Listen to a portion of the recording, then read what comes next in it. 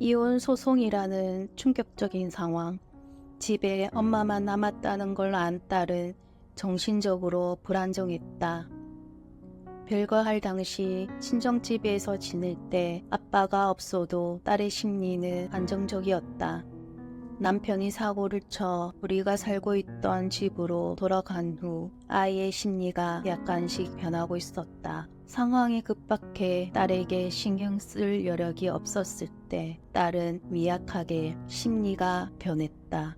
이걸 놓치고 말았다. 남편이 사고친 모든 일을 마무리 짓고 부산으로 내려왔을 때쯤 아이는 불안한 심리를 내비쳤다. 하루 이틀 아이를 지켜보는 가운데 결정적인 문제가 또렷하게 보였다. 욕조에 물을 받는 시간이 되자 딸은 욕실과 거실을 한없이 서성거렸다.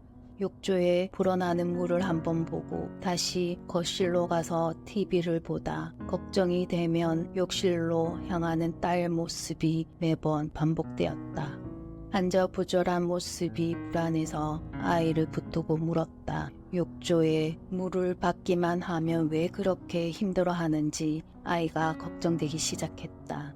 딸은 그 당시 6살이었는데 자신이 가진 언어로 어렵게 말을 꺼냈다. 욕조에 물이 넘치면 살고 있는 집이 떠내려가는 거 아니냐며 집이 떠내려가면 우리는 어디서 사냐고 울먹이며 말하는 모습에 나는 가슴이 무너졌다. 그동안 아이가 불안해하는 줄 모르고 욕조에 물 받는 시간이 아까워 그 시간을 활용했다.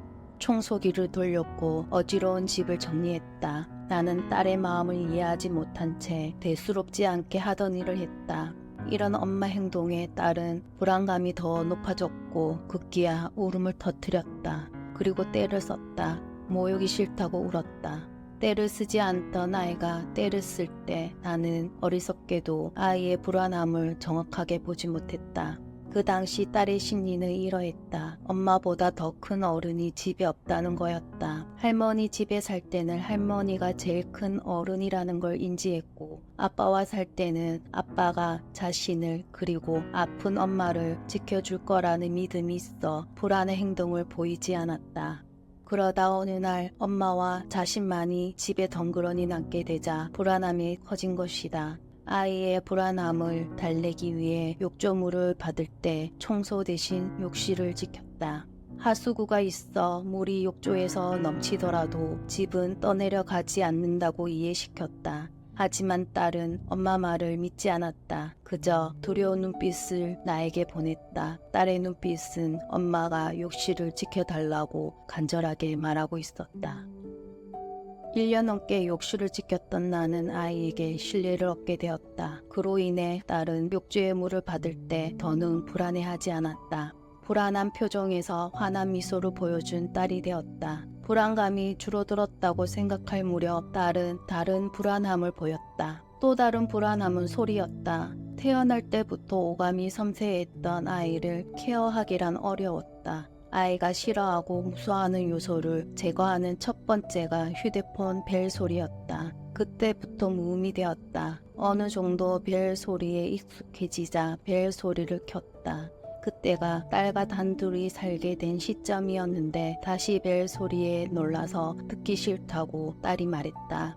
폰 소리뿐만 아니었다. 초인종 소리까지 놀라서 사시나무 떨듯 떨고 있었다. 결국 집에 있는 소리란 소리를 무음으로 처리했다. 딸의 공포스러운 환경을 모두 제거해야 했다. 자연이 들려주는 소리는 내가 어찌하지 못해 최대한 딸이 듣지 않도록 노력했다. 이제는 다 좋아진 줄 알았다. 하지만 또 다른 난관이 있었다. 그건 바로 대소변을 참는 일이었다. 남편으로 인해 난폭한 가정이 노출된 시점에서 딸은 대소변을 참았다. 그러다 가정 형태가 바뀌면서 뚜렷하게 양상이 보였다. 집 앞 나갈 때마다 꼭 화장실을 다녀오라고 나는 말했다. 하지만 딸은 말이 없지 않다며 화장실을 가지 않았다. 내가 장을 보는 사이 참다 옷에 실수를 했다. 이때는 딸에게 화가 나서 화장실을 가고 싶은데 왜 말을 안 했냐며 다그쳤던 기억이 난다. 아이가 보여준 행동은 불안감, 공포, 두려움의 표시였다. 그러나 난 어른 기준으로 생각했고 아이에게 쉽게 말하고 말았다. 불안한 증상이 횟수가 늘면서 더는 방치하면 안 될 것 같아 한부모 가정 아이들에게 지원되는 혜택을 알아보던 차 구청에서 연락이 왔다. 어려운 사항은 없는지 뵙고 해결해 주겠다는 구청 직원 말에 그동안의 딸의 행동을 메모했다. 그리고 구청 직원이 오던 날 메모해둔 아이의 현재 상태를 구체적으로 설명했다. 구청 직원은 내 이야기를 하나라도 빠지지 않게 메모했다.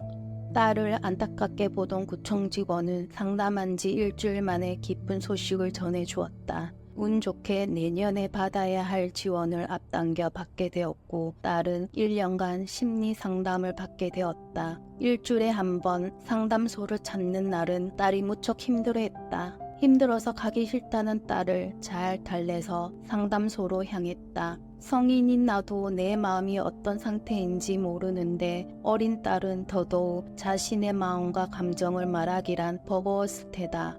상담받는 동안 딸은 가족 형태에 대해 잘못 인지하는 것을 알게 되었다. 가족이라는 주제로 그림을 그리고 심리 상태를 예측하는 상담이었는데 딸은 다양한 가족을 그려놓았다. 아빠가 빠진 그 빈자리에 외할머니와 할머니 친구, 삼촌 가족, 그리고 이모 가족은 물론이고 한 번 본 친척 모두를 가족으로 인지하고 있었다. 상담사의 조언을 듣고 딸의 눈을 바라보며 말했다. 가족은 엄마와 너 단둘이라고 명확하고 확실하게 알려주었다. 더는 혼돈하지 않게 말했다. 할머니는 너에게 친척이라고 아이 눈높이에 맞게 알려주었다. 엄마와 아빠는 더는 함께 살 수 없다는 말과 함께 어려운 이혼 이야기를 꺼냈다. 너와 함께 여느 가정보다 행복할 수 있다는 확신을 보여줬다. 앞으로 보여줘야 할 든든한 엄마는 오로지 나의 숙제로 남았지만 딸에게 숨기는 것보다 나은 방법이었다. 이혼이라는 말을 들은 아이는 충격을 받았는지 모른다. 하지만 상담사는 대충 아이도 인지하고 있을 테니 솔직한 가족 형태를 말하라고 했다. 그렇게 혼돈 속에서 딸은 1년간 심리 상담을 받았고 7살이 되던 해에는 상담을 회피했다. 딸은 선생님을 밀어냈고 상담받기 싫어 울었다. 결국 선생님과 의논해 두어 달 쉬었다. 심리 상담 1년 마무리 짓던 날 딸은 가족이라는 단어를 완벽하게 이해했고 이혼 가정을 받아들였다. 아빠가 보고 싶으면 언제든 말하며 만날 수 있다고 희망을 안겨주었다. 당장 만날 수 없는 아빠지만 아빠가 보고 싶으면 언제든 말해달라고 했다. 딸은 엄마와 자신만이 가족이라는 걸 인정했다. 가족 그림을 그리게 되는 날에는 엄마와 자신을 그렸고 집과 나무가 있는 완벽한 가족을 그렸다. 딸의 아픈 마음을 따스한 손길로 만져주듯 나에게도 상처로 얼룩진 마음을 따사롭게 만져주며 위로해주던 지난 날이다. 처음으로 가족에게 배신당했을 때 모멸감이 들었지만 시간이 지남에 따라 배신감도 사라졌다. 상대를 이해하게 되었고 용서했다.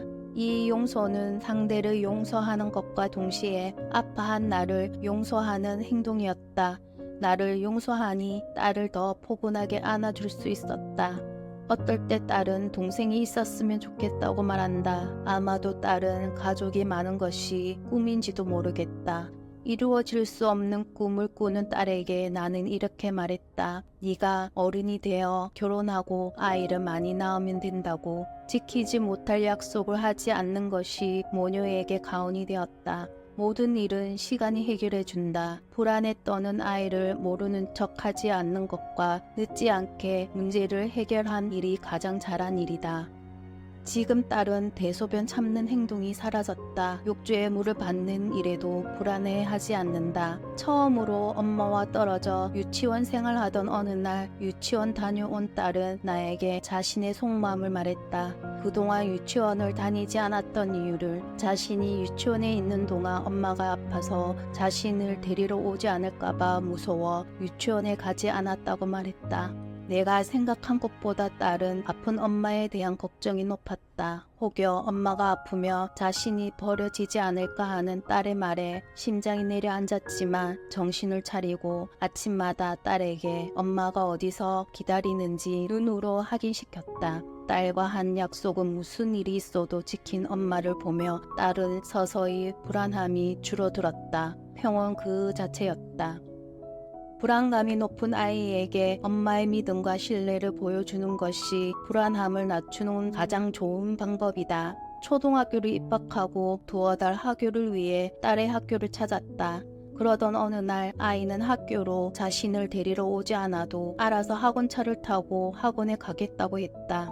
혼자 다닌 후 자신이 갖고 싶은 스마트폰을 품에 넣을 수 있었고 스스로 자립한 딸이 되었다. 의젓한 딸은 불안 따윈 없다고 스스로 말한다. 홀로 서기를 하며 넋놓지 않고 위기를 기회로 만들었다. 기회로 인해 얻어낸 지혜가 쌓이면 쌓일수록 모녀에게는 큰 힘이 되었다. 나는 홀로 서기를 하며 행복했고 지금도 행복하고 앞으로도 행복할 것이다. 고난이 곧 행복이었다. 불행 속에서 행복을 찾아내는 것은 위기 속에서 기회를 찾아서 나에게 맞는 삶을 찾아내는 것이다. 그 삶이 지금이며 딸과 난 온전히 행복함을 느끼며 살아가고 있다.